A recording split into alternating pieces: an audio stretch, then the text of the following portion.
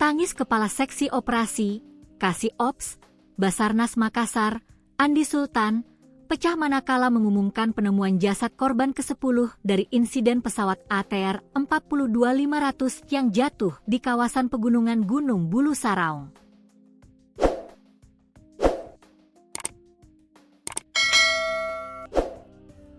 Atas ditemukannya jasad korban ke-10 tersebut, sudah dapat dipastikan tak ada lagi kata selamat dalam laporan lapangan.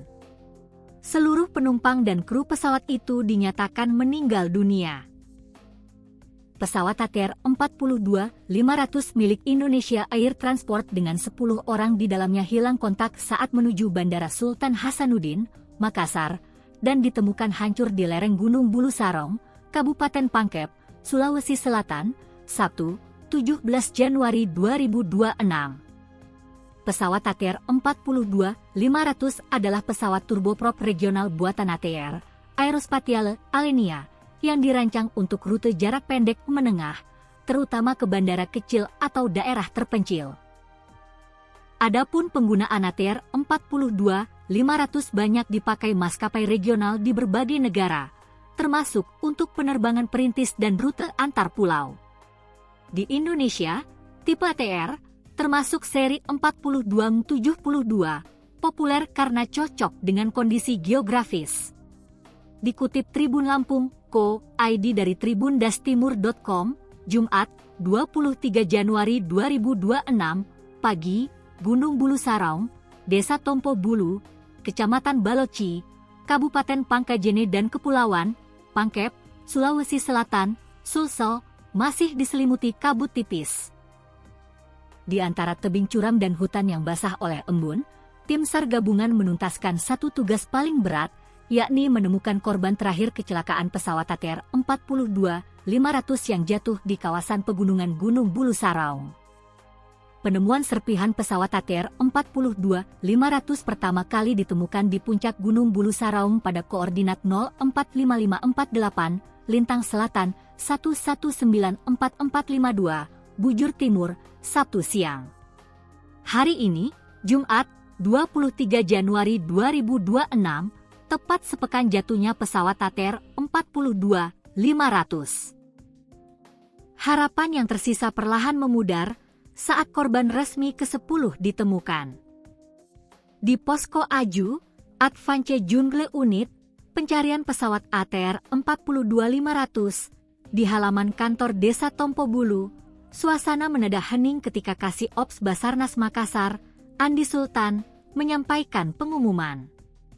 Dan pukul 9.16, Wita, alhamdulillah korban ke-10 ditemukan, kata Andi Sultan dengan suara bergetar, Jumat, 23 Januari 2026, di hadapan awak media dan para petugas yang sejak hari pertama ikut bergelut dengan medan ekstrim. Matanya berkaca-kaca. Ia berhenti sejenak, menyeka air matanya dengan tangan kirinya. Yah, paket 10 sudah ditemukan, dan saat ini sementara proses evakuasi, lanjut Andi Sultan terbata-bata. Bagi tim SAR gabungan, pencarian ini bukan sekedar operasi, melainkan pertaruhan fisik, emosi, dan empati terhadap para korban yang kini hanya bisa dipulangkan dalam keheningan. Korban ke-10 yang ditemukan pagi itu menjadi akhir dari pencarian panjang. Ia adalah korban terakhir yang dicari. Proses evakuasi pun tak bisa dilakukan dengan tergesa-gesa.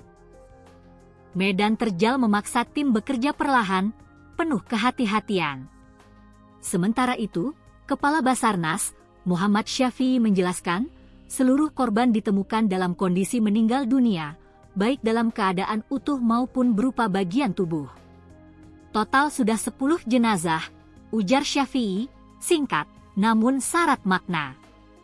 Kalimat itu menandai berakhirnya satu fase pencarian, sekaligus dimulainya fase duka yang lebih panjang bagi keluarga korban. Evakuasi tidak terjadi di satu titik. Beberapa korban ditemukan pada kedalaman sekitar 100 meter dari puncak, sementara lainnya berada lebih dari 500 meter ke bawah, terseret kerasnya benturan dan medan gunung yang tak bersahabat. Setiap langkah turun adalah risiko, setiap tali yang ditarik adalah taruhan nyawa para penyelamat.